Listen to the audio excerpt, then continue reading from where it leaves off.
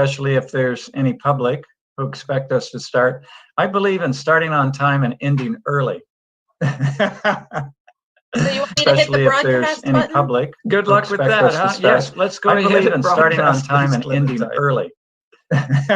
Okay, well, welcome me to hit the everyone broadcast? who's joined us for the Monterey Peninsula Regional Water Authority and our special meeting.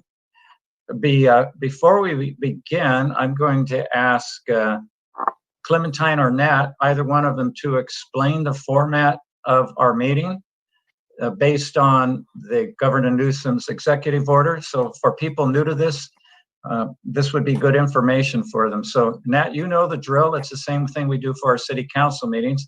Would you do that for us, please? And for those of you who don't know, Nat Rojanasathira, he's our incredible assistant city manager. Yes, hi, just wanted to again talk a little bit about how the process is to join our meetings. We are using a new system here in the city of Monterey. We're with Zoom Gov, and historically we have not been on Zoom. We've been using Google Meet just because of security challenges as it relates to Zoom. And the way that individuals can join our meeting is by either joining the link that's on the agenda that we recently published. This is the MPRWA meeting agenda. You can also join by telephone by dialing area code 669-254-5252 and enter the webinar ID, which is 161-281-7600. And the passcode is 470524. Again, the phone number is 669-254-5252. Webinar ID is 161-281-7600. And then you'll be prompted to enter a passcode 470524. Good, thank you, Nat. So we will call our meeting officially to order. And Clementine, would you do roll call and introduce our very fine group of directors and mayors? Certainly. We have Carrie Lindstrom from City of Pacific Grove to take minutes today, but I am happy to call the roll. Let me see if I can do it in alpha order. We have Director Carbone.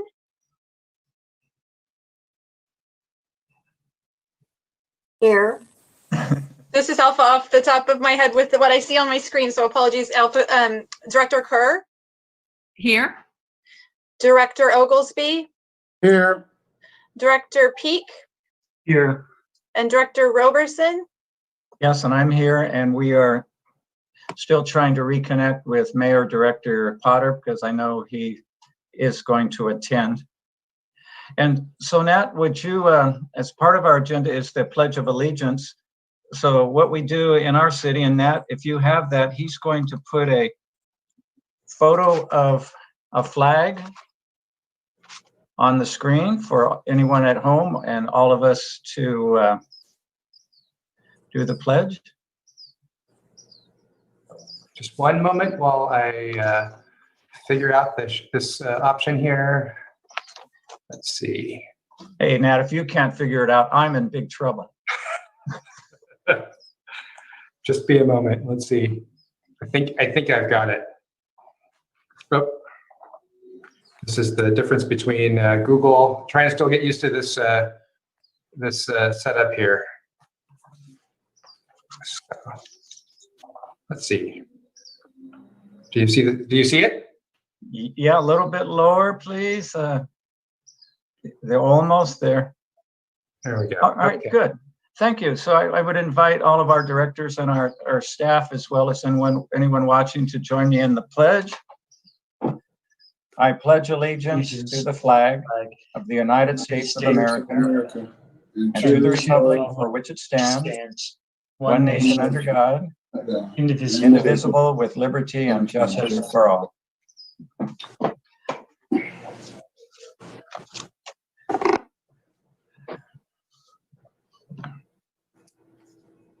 Okay, so we certainly want to, as far as welcomes, our Sterling Monterey City Manager, Hans Huslaar, is with us today.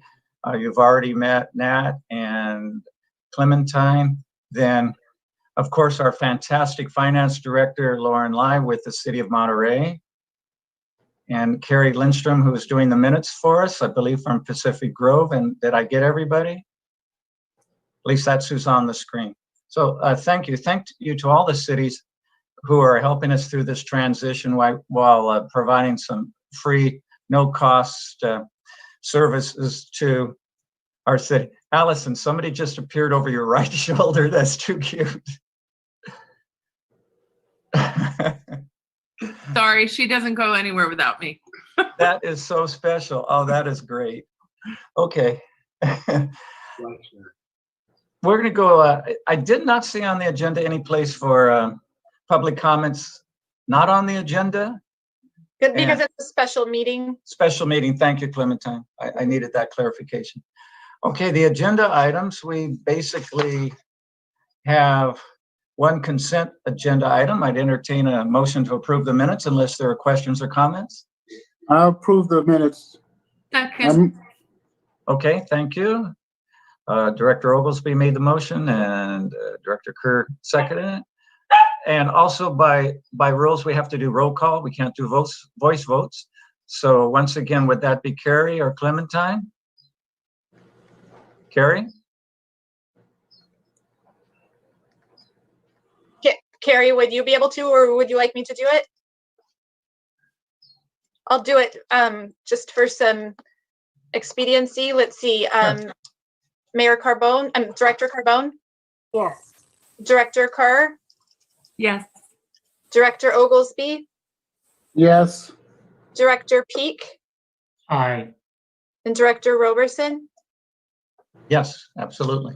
Should we give Director Potter a call? Yes. Okay. I've You got have- a cell. I could give him a quick call if nobody, we'll all call him.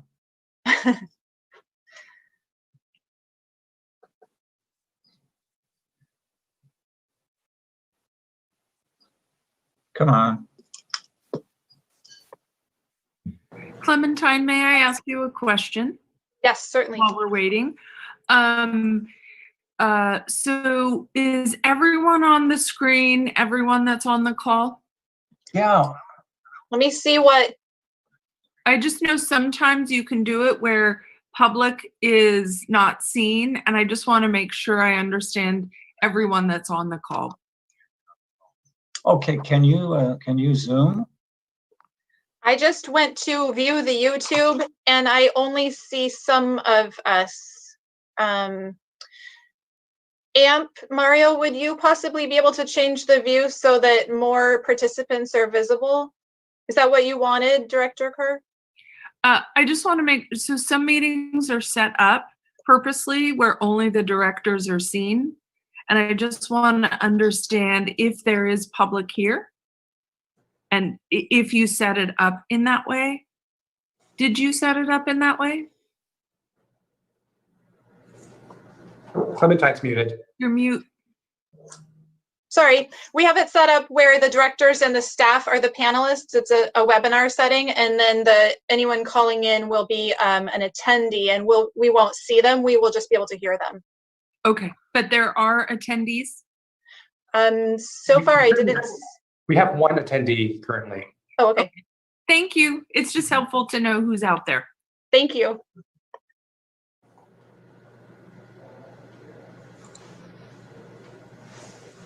Yeah, I'm on the phone with Mayor Potter, and he's tried the Zoom link, which asks for an ID for some reason, whereas us, we just said join, and there we were.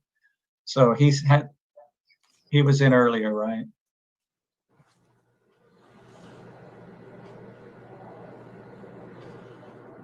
Okay, let me do this. We'll see if we can get you connected, and we'll go ahead, okay? All right, well, we'll look forward to you joining us. It's not the same without you. Okay, bye.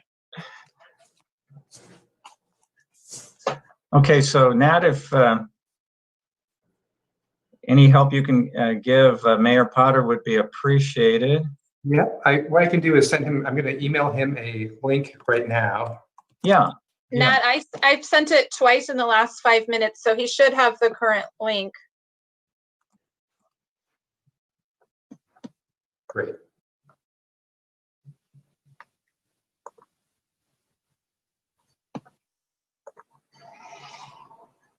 It's Technology.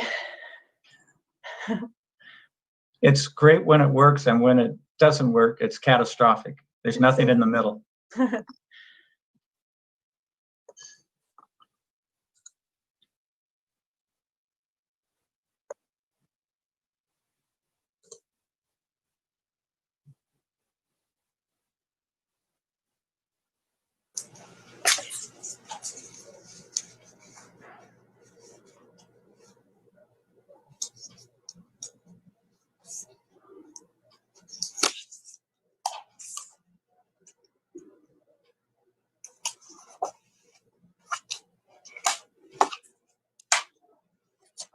Another option, if we like, is to have him join by telephone, and then we can make him a panelist so that he can mute and unmute himself at any time as well.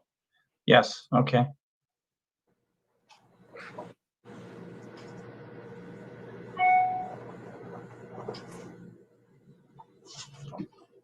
All right, well, you're working with that. Why don't we just go ahead with taking a look at the agenda item.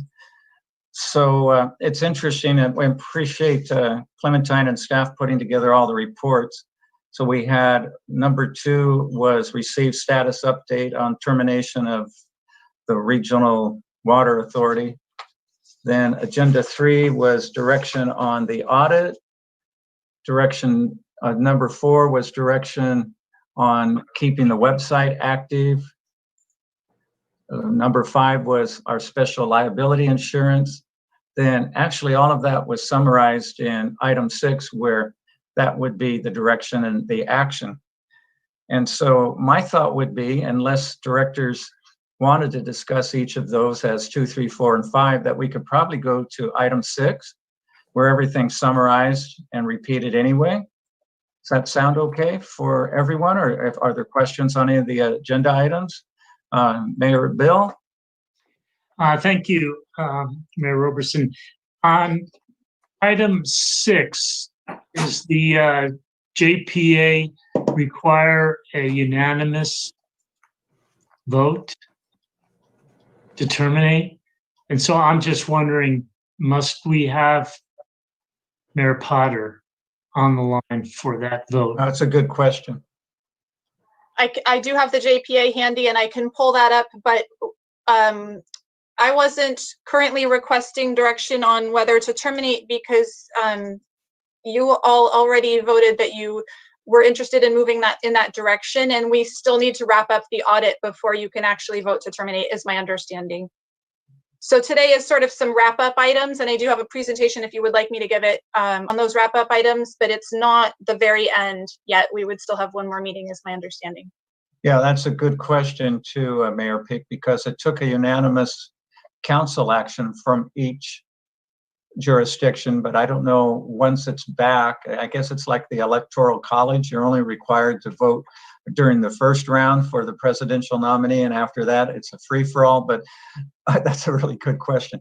Clementine, why don't you go ahead and start making the presentation with item number 6, as we pointed out, did summarize the various issues out there.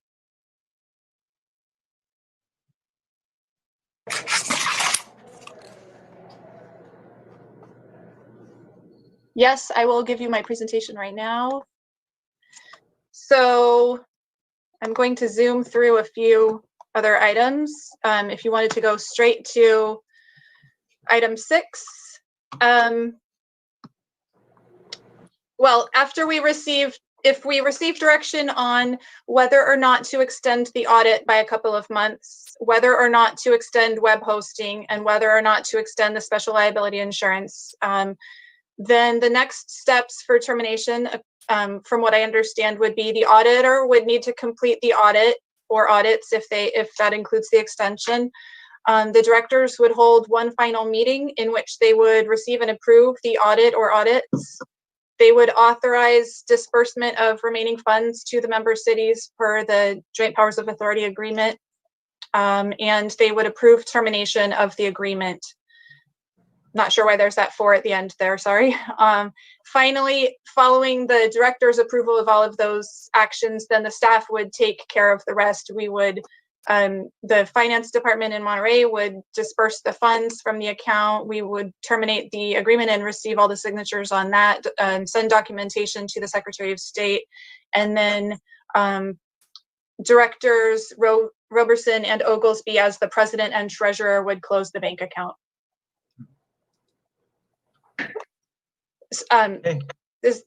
Would you like me to go into the questions of the extensions and renewals at all right now?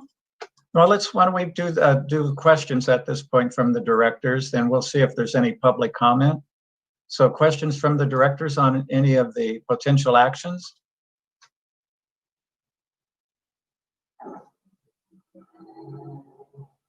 Okay, I don't see anyone. Let me see that speak. Yes. It looks like Director Kerr wants to ask a question. Yes, thanks. I don't have everybody on tiles right now, so. Director Potter appears to have arrived. Oh, yay. Good. So I had some questions about funding. You know, I know that last time we met, we talked about the amount we have currently in the bank account. And do we have a guesstimate as to how much each of these additional items are going to cost? Yes, let me go. The audit extension, there's already an obligation of not to exceed $8,000 for the audit for the fiscal year that just ended. Then to extend the audit by 2 more months for the 3 disbursements that were made in July would be another $1,500. So that would be $9,500 more for audits, of which $8,000 is already an obligation. Then the web hosting is pretty minimal. However, so the web hosting would be about $108 plus $18-ish for site backup. That would be for 6 more months, at least based on what the last invoice showed. However, it could create complications with requiring another audit beyond the 2 months that we talked about for possible extension. And then regarding the liability insurance, that's a bigger chunk. That's $7,704.59. And then additional if you wanted to add terrorism or cyber or one other thing, terrorism, cyber, or flood coverage. Is that liability coverage, are those costs simply for the 2 months that we will be functioning this fiscal year, or is that for an entire year? An entire year. Can we do it based on a quarter versus an entire year? I can ask. I don't know if anyone else present might know a little bit more about insurance policies and whether that a short term like that is possible, but I can definitely ask the insurers. I think the basic question there is, does the water authority need it? Yes. So this is Director Potter. Yes. I have liability insurance as a general contractor, and I pay for the whole year. I can't do it incrementally. I don't know if that's the case here, but it's pretty rare that you go ahead and pay for something to get a rebate. Yes. It's my understanding the whole liability insurance thing really was covering the 2 employees or contractors that the water authority had. That was Don Freeman and Jim Cullum. And since neither one of those opted to re-up, I would wonder who this extension of insurance would cover. Sorry. So I'm not really too worried about a flood and et cetera on the hill that I live on. And how it would relate to my duties in the water authority. So on this slide, I have a screenshot that is directly out of the proposal under the coverage section. And the full document is in the packet. It's attachment 3 for item number 5. If people want to look at the full proposal, it's there. But this looked like what the proposal, what the policy covers, which would be personal injury, errors and omissions, and automobile. All right. Other questions? Then we can discuss those when we're done with all of our questions and find out if there's any public comment. Any questions on anyone else? I'm sorry I don't see everybody. For some Mayor reason. Robertson, Mayor Peak here with a question. Yes, I'm sorry. I only can see Mary Ann and Allison right now on my screen. Who else do you need to see? I had a question about the extension of the website, and my question refers to archiving the website. Is that possible? And would Monterey be able to do that before we shut it down? What we can definitely direct from MPRWA, like, so if somebody types in mprwa.org, we can make it direct while the hosting is still active, is I think when we would need to do this, is set up a link that will make it direct to the page on the Monterey website that we can put all the materials on. That direction would end in March of 2021 when the domain expires. However, we could continue to host it on the City of Monterey website if folks are willing at the city. It just wouldn't be accessible from mprwa.org anymore after March. But it could all still be on the website. So if I understand your comments, then it could be archived on the City of Monterey website someplace at, I'm assuming, minimal cost to the City of Monterey. I believe that's correct. I know we can host it. I believe that it's correct that the cost is minimal.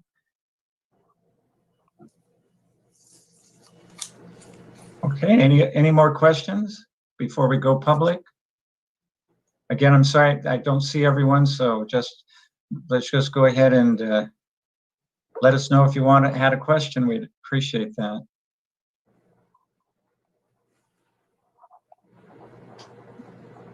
All right, then I don't see anyone, so Clementine, I'm looking through your screen. There we go, thank you. And so I would ask either Carrie or Clementine or Nat if we have anyone who's phoned in and wanted to share some thoughts on these agenda items. I don't see anyone called in at this time. Amp, is the Chiron up? Have people been able to call in? Yes, it is. In that case, we don't seem to have any public comment. All right, in that case, we'll open it and close it and get back to the information at hand. So at this point, the remaining steps are an audit extension, web hosting extension, and liability. I think we should start with those. And Clementine, you're expecting not necessarily a formal vote, but a direction, is that correct? Consensus? I don't know what would be, it might be best if there were a vote, but I don't know if that's required. Yeah, you know what, in my experience, it would be better, and I'd be curious what all the mayors think. It's usually, in my experience, it's better to make a vote so it's clear. Otherwise, by consensus, it's not always clear. So if that's okay with everyone, I would suggest we proceed that way. So the question is the audit extension. And it's interesting to me that the audit is $8,000, and we probably had, what, Ian, help me, 3 or 4 checks probably, very little activity. Yeah, at the most. At the most, and I'm hoping that during the current audit that it's a maximum amount and that we can negotiate with the auditors and they wouldn't charge us $8,000 to audit 3 or 4 checks, which raises the question about, are we required to do the extension? Could we forego the extension? It's pretty, any amount of money is a lot of money, a couple $1,000s for what we believe is limited activity, particularly with the 3 or 4 checks we wrote. but the books do need to be audited to make sure every dime was properly spent, and we close it down properly, and then everybody got their fair share. So that's just the cost of shutting it down, and so we should just move that forward. Okay, that sounds good. Anyone else have a thought on that? So Clyde, this is Dave. So are we talking then the $1,500 maximum? Is that what Ian's suggesting? I would support that. Yes. All right. All right, so unless there's other comments, I'd entertain a motion to that effect. Yes, Clementine. Yes, I was just wondering if there was anything from Lauren that she wanted to add on the subject of the audit. Hi, everyone. My name is Lauren Lai. So I think there's two parts to this audit item. One is the $8,000 for fiscal 20 that ends June 30th, and then the $1,500 for July and August. Importantly is that if in the later actions the board decides to approve some additional expenses, the audit period would actually have to extend to include September or possibly October. And as Director Ian had said, it's just the cost of closing it down. We want to make sure that we're transparent about what the final balance was that gets dispersed. And so it's $8,000 for the fiscal 20 plus $1,500 for July and August. If the board approves additional actions, then that July, August might be July, August, September. So just be mindful of that. It's a little bit of a... Lauren, if from what I'm hearing, if we do approve the extension and it's September, then if the audit ends August 31st, that doesn't even cover what we're doing today, potentially. Right. So I wanted to make sure that we weren't going to incur additional costs for such as this meeting. And then Clementine let me know that the web hosting and the admin, such as my time, isn't being charged. And so if we don't have any new expenses outside of the audit, we'll be fine. If we have new expenses, what I'd recommend the board might consider is authorizing the extension for July, August, and September to a certain amount. Some amount would be above $1,500, and then I could go back and talk with the audit partner, so that way it's administratively efficient. Otherwise, we have this circular problem, as you can see.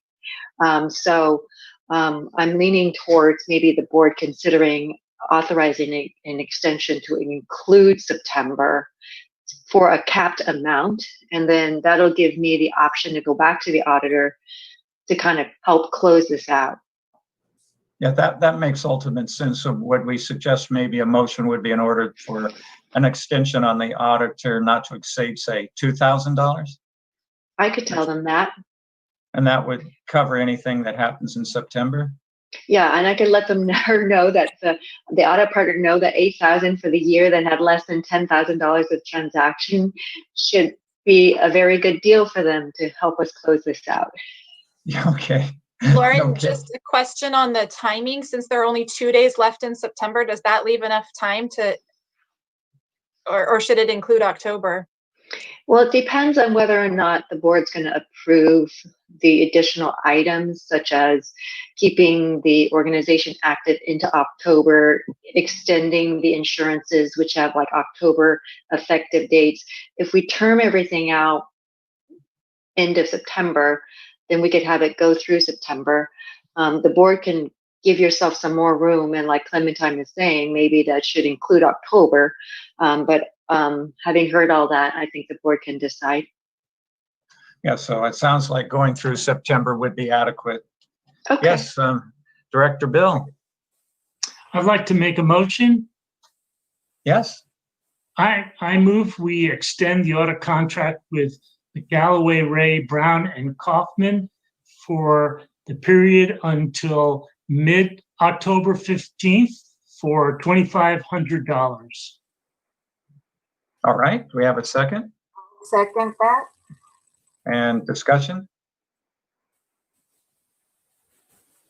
Don't see any discussion. Bill, I think that's, I support that motion because I think it gives us the leeway that we need. There's no point coming back and having another meeting and another meeting. We'll be doing this to the year 2030 instead of 2020. All right, a roll call, please. Carrie? Can you do roll call for us, or we'll have Clementine do it? I unmuted Carrie in the hopes it might work this time. We were emailing a little bit about the audio. Carrie, are you able to do the roll call, or I'm happy to? Are you able to hear me now? Yes. Yes, okay. Director Carbone? Aye. Director Kerr? Aye. Director Oglesby? Aye. Director Peak? Aye. Director Potter? Aye. And Director Roberson?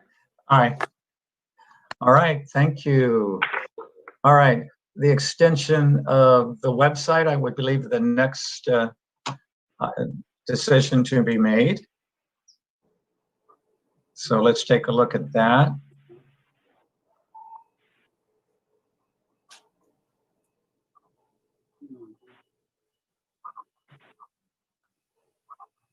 Okay, I'm looking at web hosting extension, right?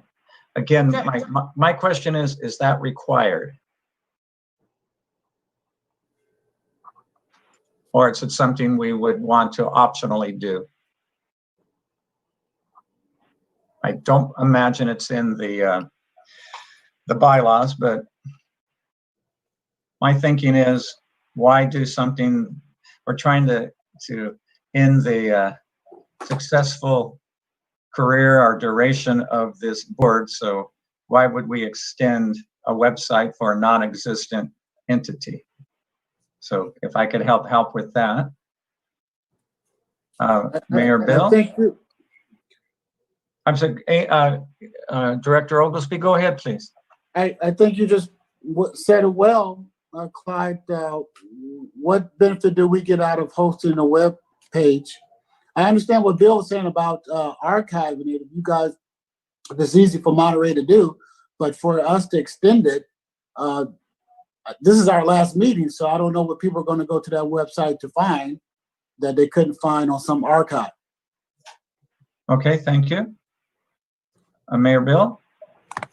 I will not support extending the web contract beyond October 1st. Well, then, you know what? I'll put us out of our misery and I'll make a motion not to extend the hosting site, the website. Second. I don't. Discussion? Well, I would just, on the question is, it's usually you don't move a negative, so we just don't do it. Oh, Yeah, oh, that's a good point. Take no action and then it's not done. Is your point, Ian? Yeah, it's mute. All right, that works for me. All right. Thank you. Then we saved ourselves a roll call. So let's go to the special liability insurance. Same question. Is it required? Secondly, is it needed? If we take no action, it just expires. What's your thinking, everyone?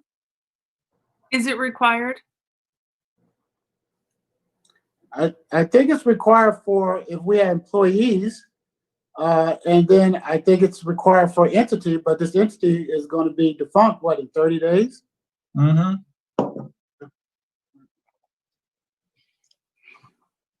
Mayor Bill? I think our insurance ends tomorrow. And in any case, I would not support another year's worth of insurance. All right. Anyone feel any differently? And if not, if we take no action, then we obviously don't renew it. All right, seeing it looks like everyone's in agreement, no motions coming forth, so we can let that expire.